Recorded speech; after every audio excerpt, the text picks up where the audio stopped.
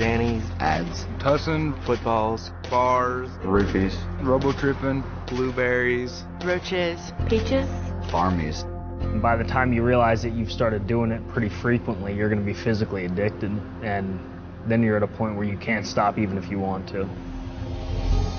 Every prescription drug has an effect on you. That's why doctors give them to people. Some people think that because drugs come from a doctor, they're safe. But taking them for recreational use to get high can be just as dangerous and addictive as taking street drugs. A pill can have a totally different reaction on you than the person it was prescribed for. So a drug that's okay for somebody else could be dangerous for you. Because of potential for abuse and addiction, the DEA puts many prescription drugs in the same category as opium and cocaine. They're made obviously by pharmaceutical companies. There's basically 4 different categories: depressants, opiates, and morphine derivatives, stimulants, and antidepressants. They come in capsules, tablets, and liquids. A lot of people think that taking a prescription medication is okay because it's not illegal. But the truth is that taking a prescription drug or giving a prescription drug is a form of using drugs or drug dealing. The first time I ever took Xanax was with friends. They just had some and I was curious. I was curious, and I had a friend that just told me about it, and I wanted to try it, and I tried it. It was in high school. I remember one of my friends had gotten a tooth pulled, I think it was, and got a prescription of them. He had an entire bottle, and he was just telling me what it was and if I wanted to try it, and I just went for it. I was introduced to it by a friend of mine that actually was going to see a psychiatrist to get it. I was just hearing all of these good things, or these fun things. And it's like you're drunk and you don't have to drink. It's like, oh, they must be great. I'll try one. It's like, okay, well, here, take these. You'll have a great night. You're going to feel really good. And, it's going to be totally fine. My best friend in high school, she gave me one because her boyfriend used to take them. And she thought that they made her more comfortable around him and more secure about herself. And so she was like, hey, try one, I'd try anything that anybody had, just test out different prescriptions.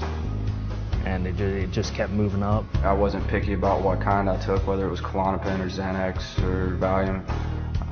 So many of my friends were getting it prescribed from psychiatrists, and they were going to 2 or 3 different ones a month, so we had a pretty steady flow of it. I started going to doctors and, telling them a lie about trying to get Xanaxes, telling them that I couldn't concentrate at school, or I was just nervous or not comfortable around anybody.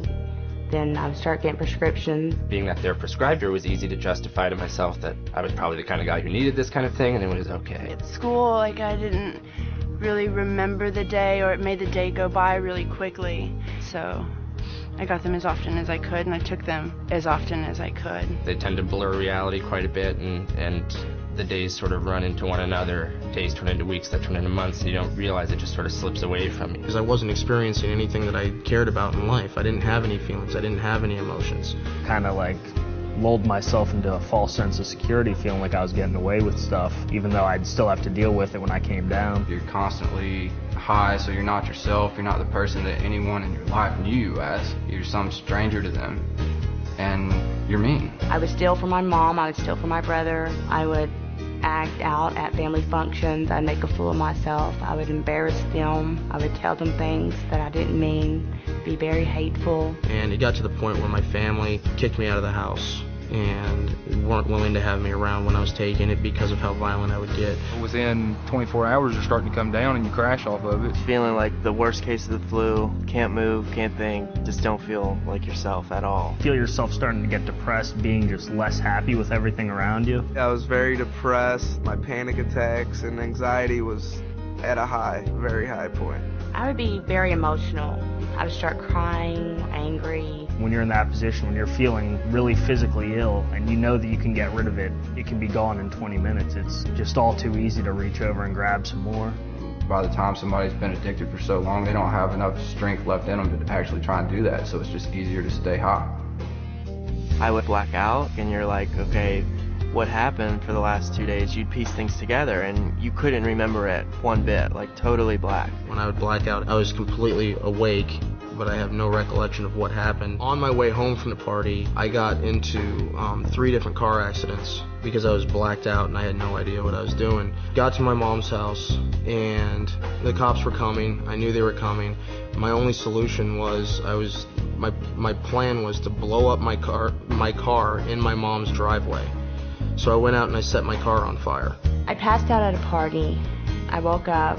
The next thing I knew, I was at a hospital, and my friend that I was at the party with told me what happened and said that I took about 20 Xanaxes that night.